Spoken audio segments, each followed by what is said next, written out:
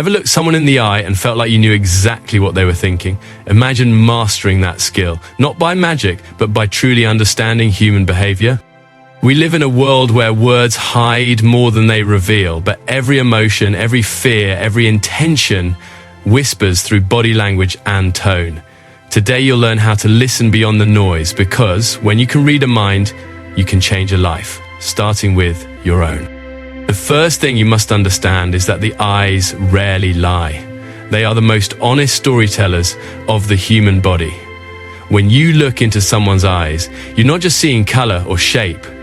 You're witnessing their fear, their excitement, their confusion, even their hidden intentions. People can control their smile, they can soften their voice, they can rehearse their words, but their eyes will always reveal what their heart tries to hide. If someone's gaze keeps darting away, it's often a sign that they are holding back truth or wrestling with uncertainty. When someone cannot meet your eyes, it's not always guilt. Sometimes it's insecurity or the fear of being seen too clearly. And when someone locks eyes with you confidently, they're telling you they're grounded, present, and not afraid of their thoughts being visible. The eyes respond faster than the conscious mind. A sudden widening can reveal shock or amazement before a person even realizes they feel those emotions.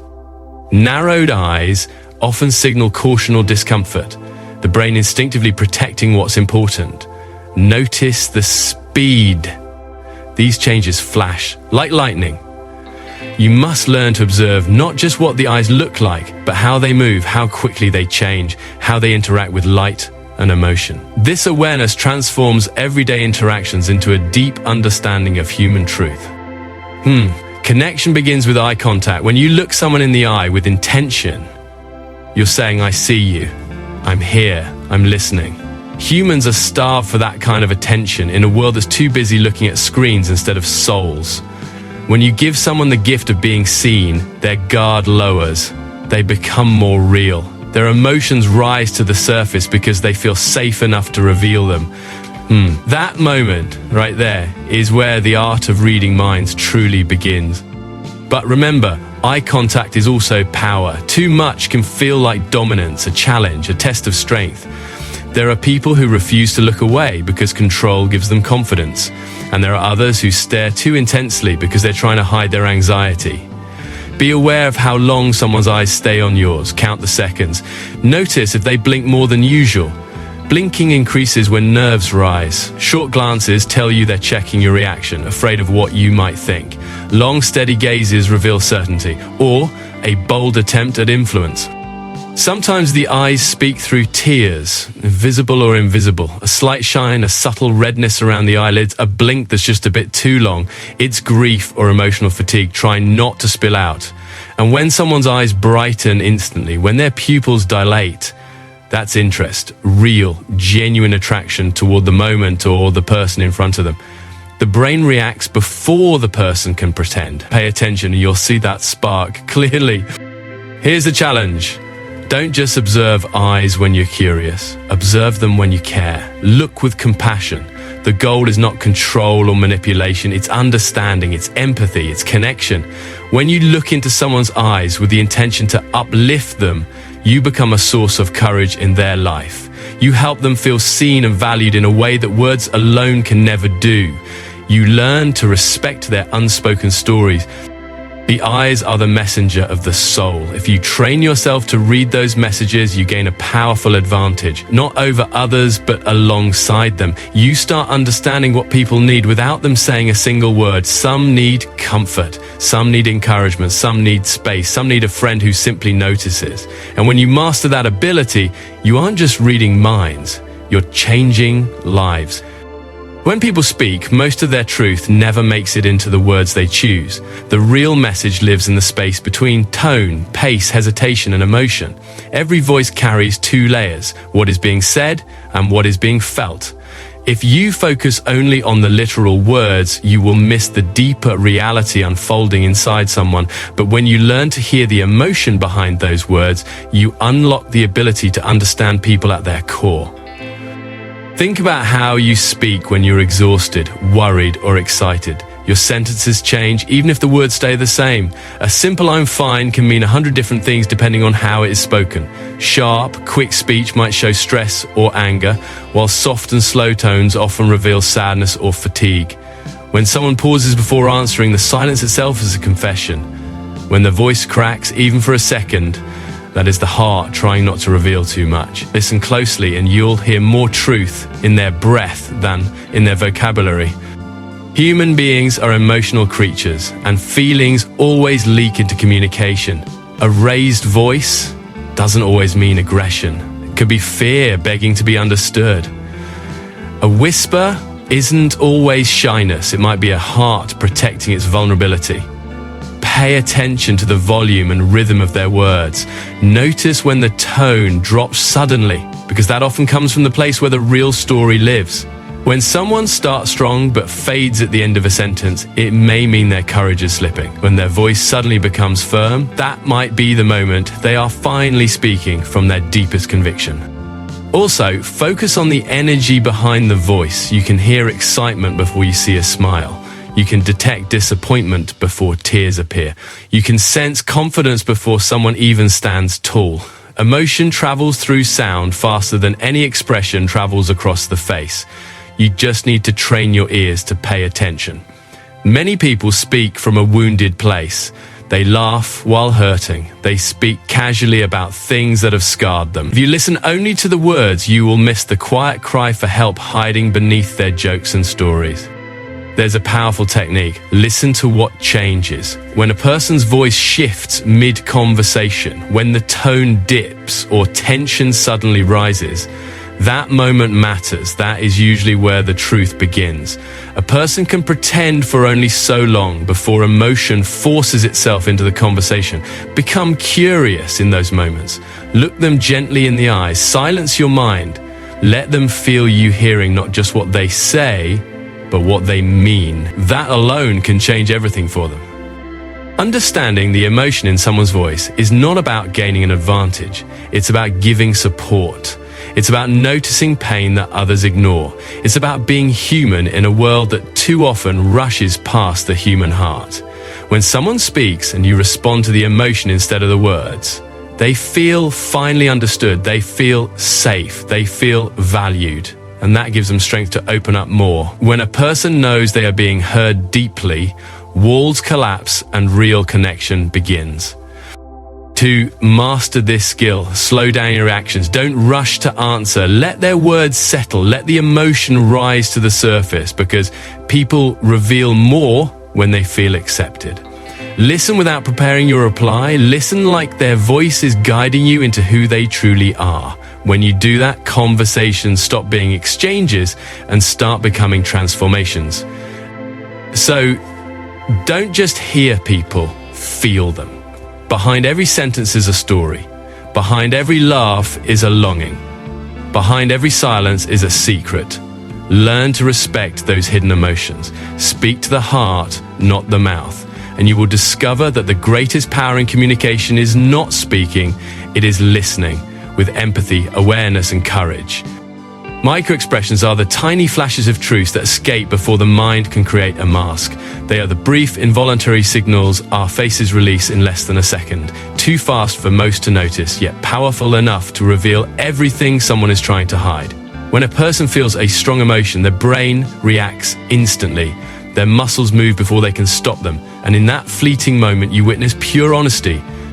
These expressions happen when feelings become too strong to contain. Fear, joy, disgust, anger, or surprise. For a fraction of time, the real emotion bursts through. A slight tightening around the eyes can reveal discomfort. A tiny curl of the lip can expose hidden annoyance. Even a fast eyebrow raise can show genuine curiosity. But because these signals fade quickly, most people never see them. They're too busy listening to words instead of watching truth. Mastering this observation is like training your eyes to catch lightning. People spend their lives learning how to act strong, calm, or unbothered. They rehearse their smiles, they force politeness, they pretend confidence. But when a micro-expression slips out, it's their heart saying, "Please notice what I really feel." If you only pay attention to the obvious expressions, you'll misunderstand others. But if you learn to recognize the smallest details, the flicker of the eyebrow, the sudden tension in the jaw, You become someone who sees reality instead of performance. Begin by slowing down your attention. Don't stare aggressively, just observe gently. Let someone talk while you focus on their eyes, mouth, and cheeks. Watch what happens right before they speak or the moment they finish a sentence. The transitions are where truth hides. When someone hears a question that makes them uncomfortable, their first facial reaction, no matter how tiny, is the honest one. After that, the mask comes back on. So be present in those first seconds. Look with curiosity, not judgment. Sometimes people smile while their eyes show sadness. That's not happiness. It's emotional survival. Sometimes someone nods yes while a flash of fear appears. That's not agreement, it's conflict. Sometimes a quick look of disgust appears before someone says something nice. That's not kindness, it's restraint. Micro-expressions give you access to the part of someone that is fighting to be heard. This skill creates deeper connection. When you notice that small tremble in the lips that signals someone is trying not to cry and you respond with kindness, you become the kind of person people trust with their real feelings. When you detect the slight eye narrowing that reveals doubt, you can reassure and support instead of pushing harder. When you catch that flicker of excitement someone tries to hide, you can encourage their dreams before fear shuts them down again. But use this ability with respect. The goal isn't to expose or embarrass someone, it's to understand them more fully than they understand themselves. It's to treat everyone with the dignity that their inner battles deserve.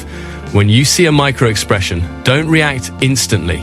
Don't call it out, just adjust how you show up. Offer comfort where there is worry, offer space where there is stress, offer strength where there is fear. But the world is full of hidden emotions. People are walking stories, carrying joy and scars behind their controlled expressions. When you pay attention to the small signals, you become someone who sees beyond masks. Someone who can support, protect, and uplift others. That's the real power of reading minds. Not catching lies, not gaining advantage, but offering connection to those who feel unseen. When you master micro-expressions, you master the courage to care at a deeper level. And that can change lives. Personal space is one of the most powerful and overlooked forms of communication. Every human being has an invisible boundary that surrounds them, and how they protect or open that space tells you exactly how they feel. It's an instinct rooted in survival. When someone allows you close, it means trust. When they pull away, it means caution. You can learn more from the distance a person keeps than from 100 spoken words. Think about how your own body reacts when you feel threatened or uncomfortable. You step back, cross your arms, or turn your torso away. You're not saying anything, but your body is shouting, "Stay back, I'm not ready to let you in." Now think about moments of warmth, leaning closer to a friend when you laugh, sitting side by side with someone you care about, standing comfortably near someone who gives you peace. Closeness is acceptance, comfort, connection. When someone stays near you, they are letting you into their emotional world. Pay attention to how people shift their space in different moments. During excitement or joy, they naturally come closer because positive emotions love closeness. Fear and doubt create distance. The body physically moves away from what the mind is unsure of. Even subtle changes matter. If you take a small step forward and someone instinctively steps back, something inside them is guarded. But if they lean in or stay rooted when you approach, it means they feel safe with you. These reactions happen before reason, before the mind can convince the body to behave differently. Personal space isn't only about distance. Direction matters too.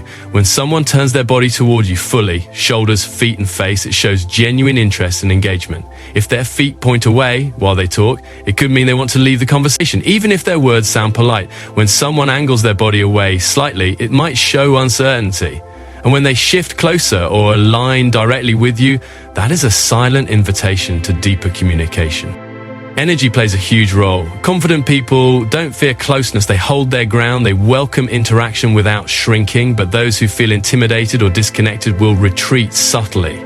Recognize what that distance means, but don't always assume it's about you personally. Sometimes someone keeps space because their heart has been hurt before, because trust has betrayed them, because letting someone close is dangerous to their emotional safety. Understanding space teaches you compassion. It teaches patience. Respecting boundaries is key. When you push into someone's personal space too quickly, walls rise higher. They'll shut down emotionally even if they stay physically present. But when you allow them to choose the distance, they slowly lower their guard on their own terms. Trust grows gradually, like a flame being protected from the wind. Give people room when they need it. Don't rush comfort.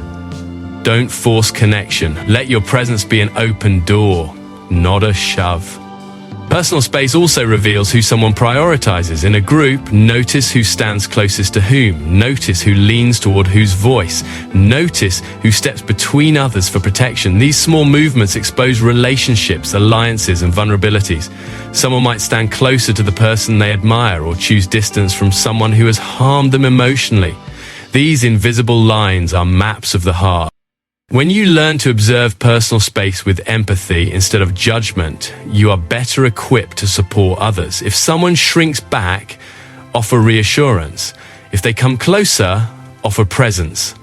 The goal isn't to control how people move, it's to understand what they feel without forcing them to speak it.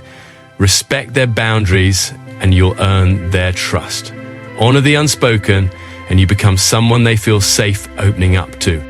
Reading personal space teaches you that understanding people isn't about questioning them, it's about noticing them. When someone distances themselves, don't see rejection, see a heart trying to protect itself. When someone moves close, don't take it for granted, see it as a gift of trust. This invisible dance of distance and closeness is the language of human connection. If you can read it, you can navigate relationships with strength, compassion, and insight. That is the art of truly seeing the people around you. Mirroring is one of the most powerful signals of human connection, and most people aren't even aware they're doing it. When someone feels safe, respected, and understood around you, their body naturally begins to reflect your body language. It's like a subconscious handshake between two minds. Silent proof that trust is forming. If you lean in and they lean in too, if you relax your shoulders and theirs follow, that's not coincidence. That's alignment, that's rapport, that's their minds saying, I trust you enough to be like you. Humans are wired to seek belonging. From our earliest ancestors, mirroring meant survival. It meant being part of the group. Today, it still serves the same purpose. It connects us. When someone mirrors your gestures, your expressions, even your breathing rhythm, they are allowing your presence to influence their energy. You become a safe space for them. You become someone whose company feels natural, not forced. But the opposite is equally telling. If someone stiffens when you relax, if you step close and they step away, if your smile isn't returned, those are signals too. It means they are guarding themselves. They aren't ready for vulnerability. Their mind is creating distance to protect their emotions. These reactions aren't good or bad. They are honest. And honest signals give you the wisdom to respond with understanding rather than pressure. Mirroring works both ways. When you intentionally mirror someone else subtly, not exaggerating, not mocking, you send a powerful message. I'm with you, I understand you, you're not alone. If they cross their arms, you can soften your stance and gently shift to match some part of their posture. If they speak softly, you lower your voice to their level. Suddenly, you're speaking their emotional language, and when people feel understood, their walls crumble. There's also a deeper layer, emotional mirroring. If someone is anxious, acknowledge their pace and then gradually slow yourself down. They will follow. If someone is passionate and energized, match their enthusiasm and build a stronger bond. You're not just reading their mind, you're guiding their state. You're helping them calm their storms or fuel their excitement. You are becoming a leader of connection instead of a follower of insecurity. Mirroring can reveal power dynamics too. Watch who adapts to whom. If everyone in a room slowly adopts the posture of one person, that person holds influence. They set the tone. And if someone refuses to mirror anyone, they might be trying to prove independence, or they might feel disconnected inside themselves. Every reaction has meaning if you learn to notice. But here's the most important part. Mirroring must come from a place of empathy, not manipulation. You're not trying to trick someone into trusting you.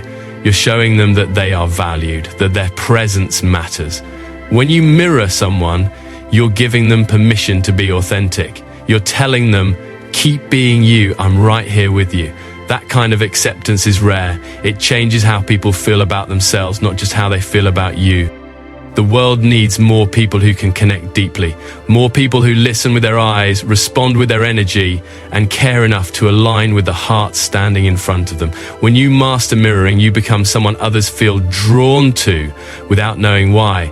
They'll open up faster, they'll trust more, they'll feel seen, and that's not mind reading just for the sake of knowledge, that's mind reading with purpose. Use mirroring to build bridges, not walls. Use it to offer comfort, not control. When someone's energy matches yours, you've entered their world and they've welcomed you. That's the beauty of connection. That's the art of understanding without words. And that is how you transform every conversation into a moment that matters. Intuition is one of the most powerful gifts the human mind possesses, yet it's the one we doubt most often. Your instincts are not random. They are built from every experience you've ever had, every emotion you've ever felt, and every observation your brain has silently recorded. While your conscious mind focuses on the obvious, your subconscious mind notices the small details. The slight hesitation in someone's voice, the tension in their posture, the shift in their breathing. It gathers all those clues faster than you can think and delivers the answer as a feeling. That feeling is your inner warning system, your inner teacher, your inner truth teller. Too many people ignore their instincts because they can't logically explain them. But intuition doesn't speak in explanations, it speaks in signals. Sometimes it feels like a gentle pull, guiding you toward a person or opportunity that feels right. Other times it hits you like a sudden stop sign, telling you to back away even when everything looks perfect on the surface. Whenever your instincts whisper or scream, listen. They are your brain's way of protecting you long before danger becomes visible. This sense becomes sharper the more attention you give it. When you read someone's eyes, when you hear the emotion in their voice, when you notice their micro-expressions and personal space, your intuition is busy connecting all the dots. It sees patterns your conscious mind hasn't yet recognized. That's why your gut can identify lies, detect discomfort, or sense loyalty before you have any evidence. It's wisdom without words. Sometimes intuition feels like deja vu, like you've seen this behavior before and you know exactly where it leads. Sometimes it feels like certainty, an unshakable knowing that doesn't care about logic. And sometimes it feels like unease, something inside you tightening, warning you that someone's intentions are mismatched with their actions. When your instincts speak, don't be afraid to trust them. Doubt slows you down, confidence protects you. Intuition can also reveal when someone needs you. When you look at a person and feel their sadness, even while they smile, that's your heart recognizing another heart's pain. When you feel a spark of excitement around someone who barely speaks, that's your subconscious sensing their fire. Human connection isn't built on words, it's built on awareness. And awareness is guided by instinct. The more you trust your intuition, the stronger it grows. Like a muscle, it develops through use. Pay attention to what situations make you uneasy. Notice the people who drain your energy versus those who lift it. Observe when your body feels light and open versus tight and defensive. Your intuition communicates through physical reactions as much as emotional ones. A nervous stomach, a racing heart, tension in the shoulders. These are not weaknesses, they are survival tools. Trusting your instincts doesn't mean assuming the worst in people. It means respecting the signals your mind and body give you. It means understanding that not every threat is loud, not every danger is obvious, and not every opportunity arrives with a clear explanation. Sometimes the greatest discoveries and the most important protections come from that quiet inner voice that simply says, "This matters." You are always gathering information. Even when you're not aware of it, your instincts are simply holding the conclusions. So honor them, use them, let them guide you in how you show up and who you trust. When you combine intuition with compassion and awareness, you can read minds in a way that benefits everyone around you, protecting them when they're vulnerable and uplifting them when they need strength. Real mind reading isn't about power, it's about presence. It's about being deeply attuned to the world and the people in it. Trust yourself. Believe in that inner sense that always knows the truth first. When you follow your instincts, you don't just understand others better, you understand yourself. And that is where the real power begins.